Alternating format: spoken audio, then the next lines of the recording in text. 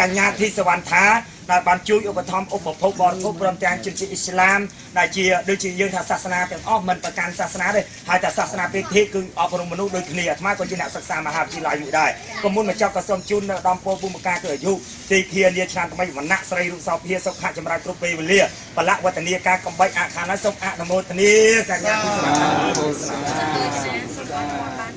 អ្នកអរគុណជ័យទៅដល់ណាខ្ញុំជ័យទៅ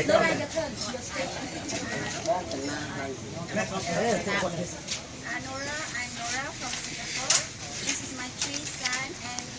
I regard her as my own daughter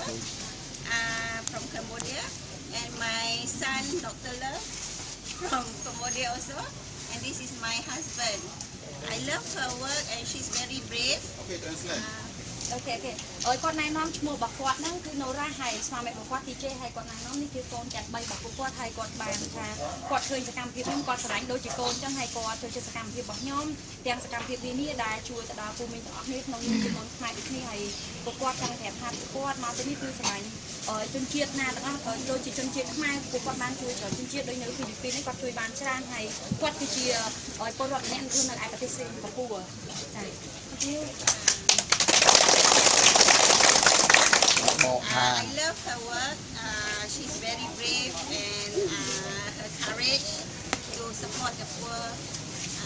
and hope she's successful in her life. Okay, thank you. គាត់ថាគាត់ជួយសកម្មភាពរបស់ខ្ញុំដែលចូលរួមមួយភូមិអស់គ្នាខ្លាំងខ្លាដោយសារតែយើងជាយុវជនយើងត្រូវតែខ្លាំងដល់គ្នាដូច្នេះភូមិខ្ញុំតាមភាកខ្លួនឯងគឺសូមឲ្យភូមិខ្លាំងដល់គ្នាទើបយើងអាចទទួលបានអ្វីដែលយើងចង់បានហើយអ្វីដែលពីពេកគាត់ចង់មានហ្នឹងគាត់ថាគាត់ចូលចិត្តជួយសកម្មភាពរបស់យើងអស់គ្នាដោយការខំប្រឹងប្រែងតស៊ូរបស់យុវជនទៅក៏ដូចជាភូមិអស់គ្នាអរគុណតំណាងខ្ញុំស្រីឡើងមកហ្នឹងជួយឡើងឈរមក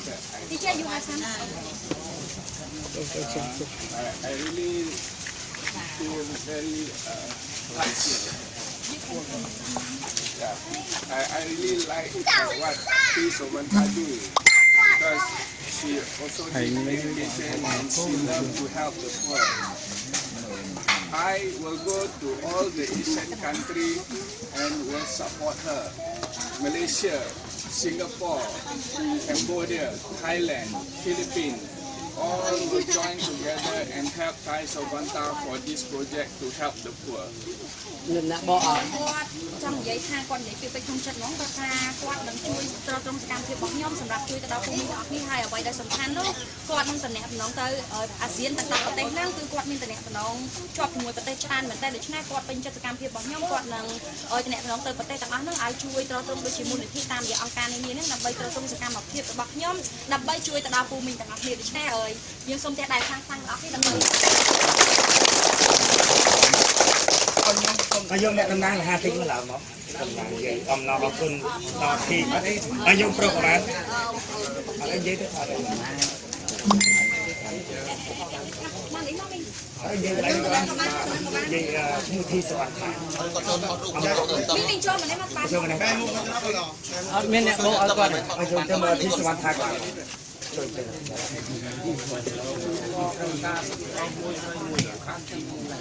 អង្គអាសិនឲ្យទៅនិយាយមានអ្នកបកឲ្យគាត់អត់បកពិសងទេមានគាត់6នាទីក៏រំខានអរគុណដល់ជនដែល